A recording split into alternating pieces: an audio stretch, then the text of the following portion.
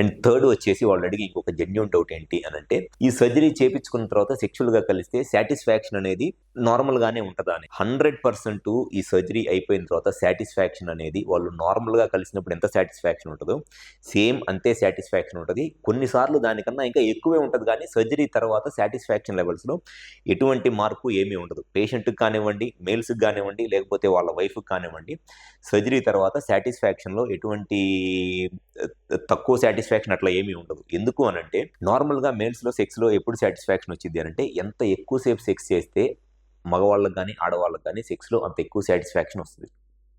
అయితే చాలామంది శీఘ్రస్ఖలనం అంటే ప్రీమెచ్యూర్ ఎజాక్యులేషన్ ప్రాబ్లంతో నిమిషం కన్నా తక్కువ టైంలోనే సెమెన్ అవుట్ అయిపోయి సెక్స్ చేయడానికి ఇబ్బంది పడతా ఉంటారు. అటువంటి వాళ్ళలో ఈ సర్జరీ చేయించుకుంటున్నప్పుడు ఖచ్చితంగా వాళ్ళకి సెక్స్లో టైం పెరిగింది. అంతకుముందు 1 నిమిషం 2 నిమిషాలకే సెమెన్ అవుట్ అయిపోయిన వాళ్ళు, ఎరెక్షన్ ప్రాబ్లం కూడా ఉందనుకోండి, ఈ సర్జరీ చేయించుకుంటే ఖచ్చితంగా వాళ్ళ సెక్స్లో టైం అనేది మినిమం 3 to 5 మినిట్స్ అనేది సెక్స్లో టైం పెరిగిద్ది. 3 to 5 మినిట్స్ తర్వాత సెమెన్ అవుట్ అయిపోయిన తర్వాత కూడా అప్పటికి ఇంకా సెక్స్ చేయాలి అంటే, నార్మల్గా ఉన్న వాళ్ళలో సెమెన్ అవుట్ అయిపోయిన తర్వాత పెన్నిస్ చిన్నగా అయిపోయింది, మెత్తగా అయిపోయింది, సెక్స్ చేయలేరు. కానీ ఇంప్లాంట్ సర్జరీ చేయించుకున్న వాళ్ళు సెమెన్ అవుట్ అయిపోయిన తర్వాత కూడా వాళ్ళ పార్ట్నర్ కనుక అడిగితే ఎంతసేపు అయినా సరే పెన్నిస్ మెత్తగా అవ్వదు కాబట్టి ఎంతసేపు అయినా సరే సెక్స్ చేయొచ్చు.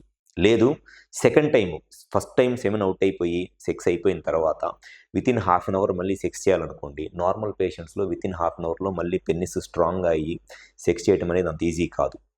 కానీ ఈ సర్జరీ చేయించుకున్న వాళ్ళు హాఫ్ అన్ అవర్ కాదు, వితిన్ 10 మినిట్స్ తర్వాత సెక్స్ చేయాలి అనుకున్న పెన్నిస్ స్టిఫ్గానే ఉంటుంది కాబట్టి వాళ్ళు హ్యాపీగా 10 మినిట్స్ తర్వాత అయినా సరే మళ్ళీ కావాలంటే ఎంతసేపు అయినా సరే సెక్స్ చేయవచ్చు.